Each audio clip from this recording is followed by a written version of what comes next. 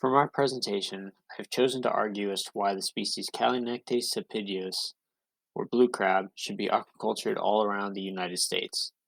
By selling this idea to aquaculture farmers, we create new jobs and increase profits, improve sustainability of the species in the wild, as well as improving the genetic hardiness of the species already in the wild.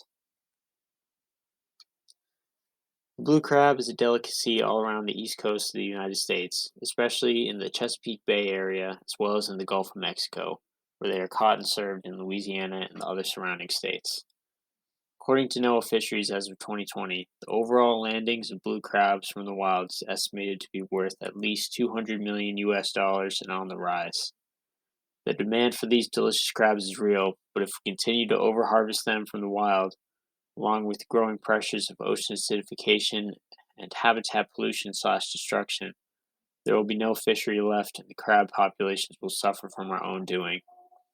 However, with the current rise in aquaculture and the increasing knowledge and studies surrounding the cultivation of blue crabs, it is very possible to take some of the pressures of overharvesting them through aquaculture and increase the current less than 1% blue crabs that come from aquaculture setups. As I touched on before, the aquaculture of blue crabs has a possibility to make the farmer a considerable amount of money if it is done efficiently as possible. Restaurants would buy them in order to make meals for paying customers, and fishermen might buy them to make bait, depending on the cost. So, needless to say, there's a high demand for these crabs.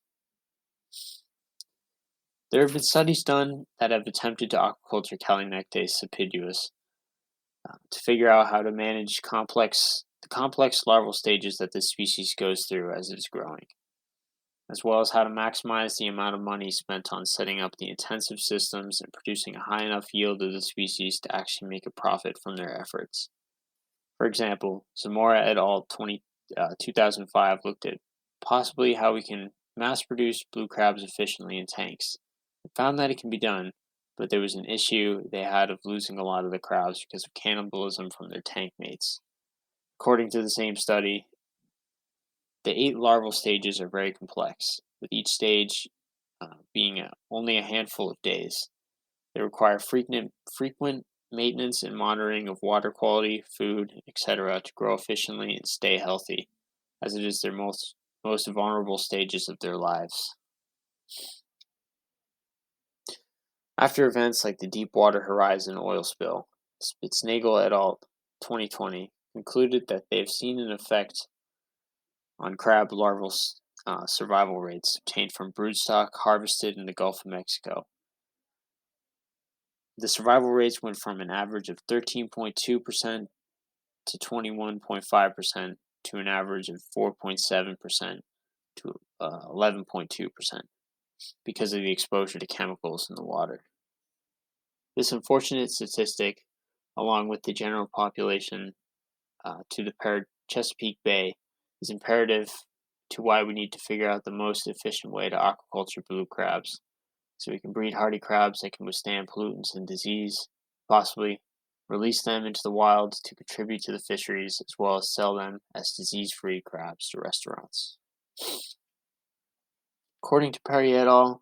2011, they believe that the production of blue crabs could be an economically viable enterprise and would provide a measure of conservation to the fishery.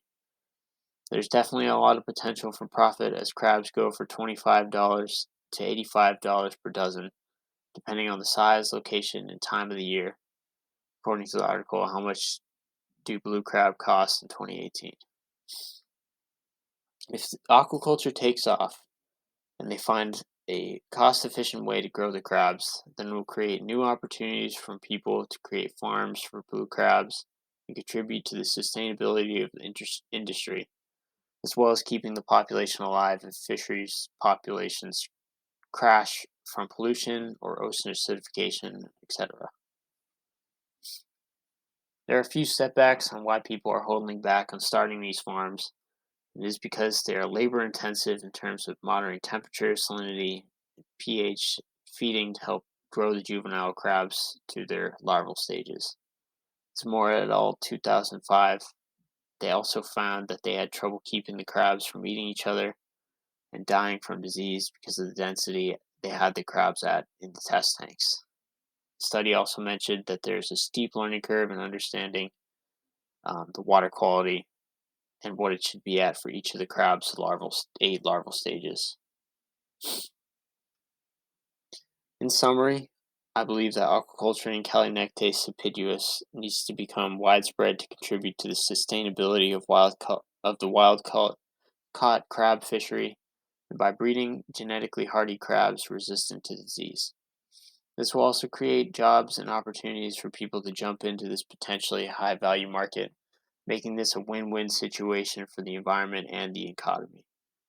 However, more research needs to be conducted in order to nail down the most efficient way to farm the species and get a large output despite problems like density and cannibalism, and gain the most profit from the time and money put into the process.